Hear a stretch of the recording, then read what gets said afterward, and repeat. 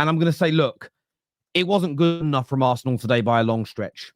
They had the ball. They dominated the territories. They worked it to the edge of the box very, very well. And I think there's a couple of things wrong today. Where you can't look at Mikel Arteta is the lack of cohesiveness amongst the players today. Everyone, even the better players, the Sakas of this world, so many heavy touches, crosses not being accurate, tackling themselves. There really wasn't chemistry today on the football pitch for Arsenal in any way, shape, or form. They looked poor beyond belief. Then when I look at Mikel Arteta, I can't understand why he took Ødegaard off. Bring on Waneri, absolutely. But the only person that was really opening Everton up for those clear-cut chances, and it may not be the final ball, but it was the ball that breaks the lines, that creates a space, was Ødegaard. I thought that was a massive mistake. I also didn't understand bringing on Gabriel Jesus. I know Kai Havertz is not having a great game, but how can you bring on a man that doesn't score to score you a winning goal? I thought those substitutions were poor, really. It was one of those games where I think you have to throw rotation out the window.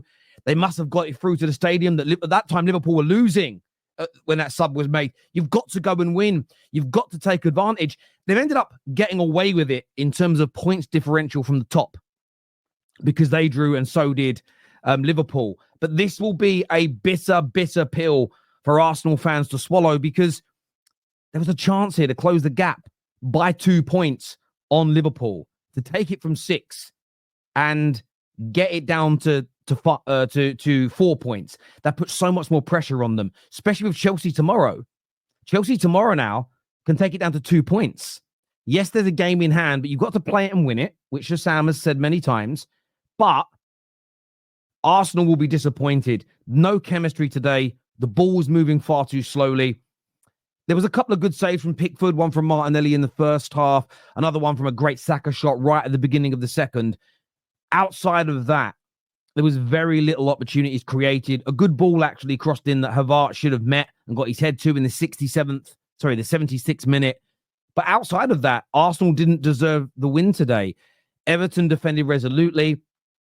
Even when they made mistakes, Arsenal couldn't capitalize. And we all, listen, I thought Arsenal would score 3 or 4 goals today, simply because I thought they would break them down and get an early goal. And I felt in that game at any point, if Arsenal had scored, Everton would have collapsed. But the longer the game went on, the more their confidence grew. And a lot of people, listen, there was 2 proper chances in the whole game. One of the areas that I've criticized Arsenal a lot for this season has been their creativity, which is why I look at Arteta's decision to take off Martin Ødegaard as horrendous. You've got to leave him on the football pitch. He's your main creator. He creates the space and opens up channels, opens up room for other players to work in, and he got that wrong. And it reminded me of Man United versus Forest. As soon as we took Bruno Fernandes off for Mason Mount, we had a bit more speed and a bit more press, but there was nobody that was going to thread that final ball. And you need that. And that's an area that Arsenal have got to address. Yes, I know a lot of people want a Bagsman or a number 9. That holds water as an argument. But that creativity is a very, very, very key component indeed that has to be addressed. As ever, look, I want your thoughts, feelings, and opinions in the comment section below on this. Liverpool, listen, Liverpool's game was so different to that of Arsenal's. Fulham started off very, very well indeed. They were the better team. Their opening goal was a thing of beauty. The game ebbed and flowed. There was bravery from Liverpool in this game to really attack it. But there was fundamentally 2 problems with today. Well, 3 problems with today that led to Liverpool dropping points. Now, they saved themselves the defeat. They saved themselves that defeat, Jota's goal. But there was 3 big problems today. The first, Robertson. Partly at fault for the first goal. Didn't know where his man was. First goal, by the way, was excellent. Beautiful play, wonderful cross. Pereira getting it. Then Robertson gets himself sent off. Absolute stonewall red card. 100%. It's a clear goal scoring opportunity. So there's Robertson. Let the team down today. Then I feel for both goals, I feel Trent Alexander-Arnold was massively culpable. The first one, I can't understand why he's not going with his runner. He's just sort of standing there daydreaming. Ball gets played in behind and Robinson crosses it. The second one is Robertson again. but he just gets on the inside and just sprints just gets level, and he's able to he gets goal side from the inside, which is crazy on Trent. Really, really poor from him. And I praise Trent a lot this season because I think in the last 18 months, defensively, he's improved. But I thought he was really, really poor in that area today. And the other person who I think has to take a little bit of blame today, and this is going to upset a few Liverpool fans, but hear me out, is Slot. And I want to tell you why. I think his tactical change, formation change, after the red card was brilliant. Gravenberch was excellent at centre-back. And maybe I wish I had a watch-along happening here because you'd have heard me say it in real time. I thought they put far too much energy and effort into that equaliser. I didn't think they needed to go gun-ho. What time did the red card happen? About 15, 20 minutes in? They went gun-ho from there. They scored, and after they scored, you almost saw this kind of, the adrenaline dropped out of the players, and their energy levels dropped massively. And suddenly Fulham, who had been at 6s and 7s for large parts between the red card and the Liverpool goal, they were suddenly back on top, creating chance, and a goal for Fulham was suddenly coming.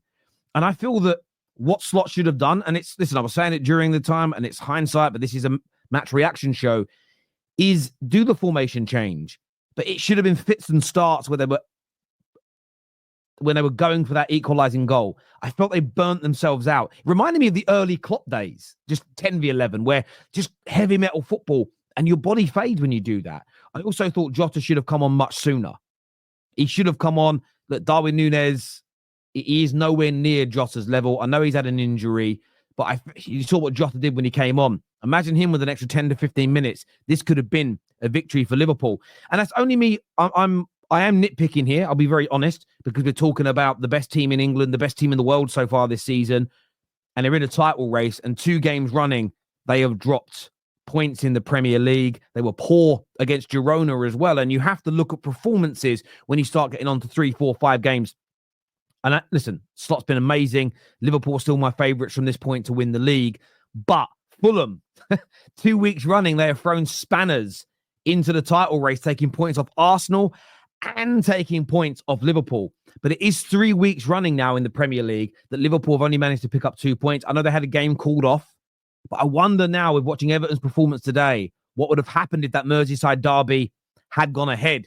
Could be a very different looking table as things stand right now. But look, Liverpool fans, you're not out of the title race. Baby won't be thrown out with the bathwater. They're far too loyal. They're far too behind their team.